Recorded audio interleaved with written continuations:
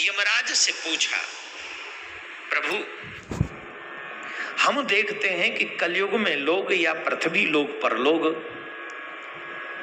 बड़े पाप करते हैं और पाप कर करके व्यक्ति भटक रहे हैं, कष्ट पा रहे हैं। और जब पाप करके ये व्यक्ति मरते हैं तो इन्हें नरक में आना पड़ता है और इनको यातना हम ही लोग देते हैं। तो वो इनको जो यातनाएं मिलती हैं वो हमसे बर्दाश्त नहीं होती। प्रभु आप कोई कृपा करो, क्या कोई ऐसा उपाय है, कोई ऐसा नियम है, कोई ऐसा साधन है जिन नियम, जिन उपाय, जिन साधन से ये लोग यहां हमारे यहां आने से बच जाएं? ध्यान से सुनना। कौन पूछ रहे हैं? आपने कभी नहीं पूछा होगा महाराज हमें भी कुछ ऐसा उपाय बता दो जिससे हम नरक जाने से बच जाएं। पूछा है कभी? नहीं पूछा। आपने यही पूछा होगा लक्ष्मी कैसे आएगी, बच्चे की शादी कैसे होगी, दुकान कैसे चलेगी, मकान कैसे बनेगा, किराए का मकान है, ये वो 500 चीजें मैं सुनता हूँ। इट्स ओके, वो तुम्हारी अपनी प्रॉब्लम है, तो मेरा राइट है कि मुझे सुनना चाहिए। परंतु कभी आपने क्या पूछा कि महाराज नरक न जाना पड़े, ऐसा कोई उपाय बताइए। वैसे तो हमने अपने शिष्यों के लिए 7 सूत्रीय ऐसा एक नियम बना लिया है।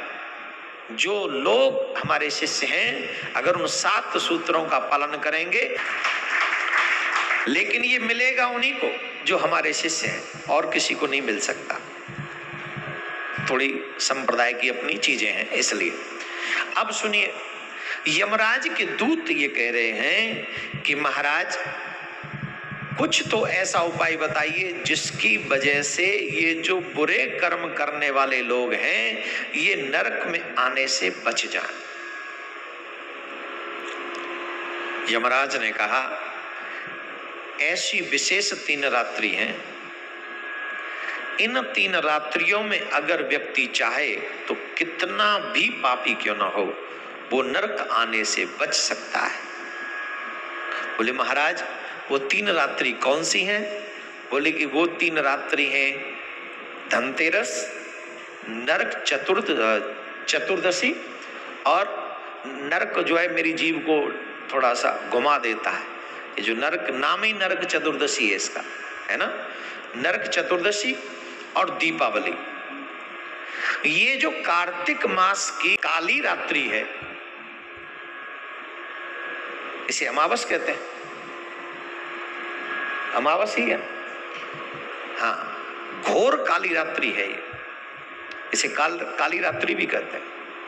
और इसीलिए इसमें तंत्र मंत्र बहुत ज्यादा होते हैं।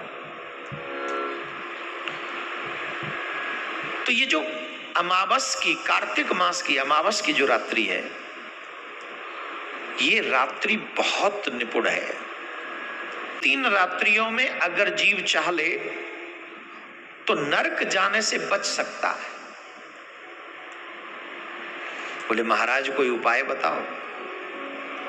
बोले उपाय है, इन जीवों को इन रात्रियों में अधिक से अधिक बड़ी संख्या में दीपदान करना चाहिए। दीपदान, और दीपदान भी 3 रात्रि में स्नान करना, उसे याद रखें। और यहाँ स्त्री पुरुष का कोई भेद नहीं है। जो देवियां चाहती हैं कि मुझे नरक नहीं जाना वो स्नान करें और 3 दिन दीप जलाएं। जो पुरुष चाहते हैं कि मुझे नरक नहीं जाना वो 3 दिन स्नान करें और दीप जलाएं। समझ गए? तीनों के तीनों रात्रि में स्नान करना है, पवित्रता के साथ स्नान करना है। अब सुनिए विशेष बात और इसमें, जितनी बड़ी संख्या में आप दीप जलाएंगे, कि दीपक कितने भी जलाएं आप, उससे कोई फर्क नहीं पड़ता।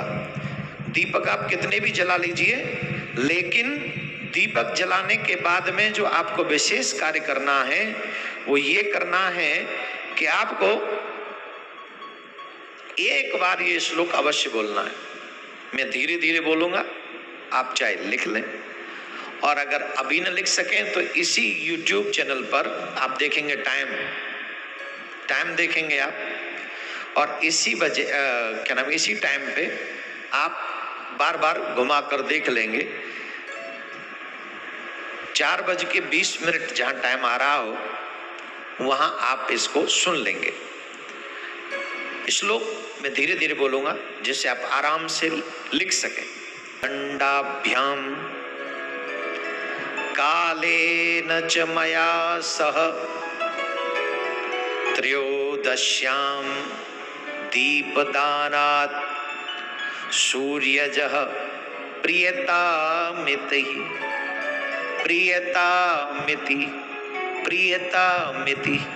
एक ही बार आएगा, मैंने 3 बार बोला है प्रियतामिति।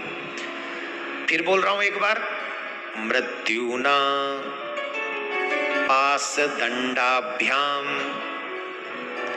कालेन च मया सह त्रयोदश्यां दीपदानात् सूर्यजः। ये श्लोक 100 दीपक जलाइए, 51 दीपक जलाइए, 21 जलाइए, 11 जलाइए, आपके ऊपर निर्भर है। लेकिन दीप प्रज्वलित करने से पहले एक बार इस श्लोक को जरूर बोल दें। अगर ना आपसे उच्चारण हो तो इसका हिंदी अनुवाद आप कर सकते हैं। हिंदी अनुवाद भी मैं आपको बोल देता हूं। यमराज के निमित्त दीप और नैवेद्य समर्पित करके यमपुरी जाने से बचने के लिए, मृत्यु के भय से बचने के लिए मैं ये दीप दान कर रहा हूं। हे यमराज, आप मुझ पर प्रसन्न हो, मुझे और मेरे पितरों को यमपुरी नहीं आना है, ऐसी कृपा कर दें। न मैं न मेरे पितृगण यमपुरी आए, ऐसी कृपा आप अवश्य कर दीजिए।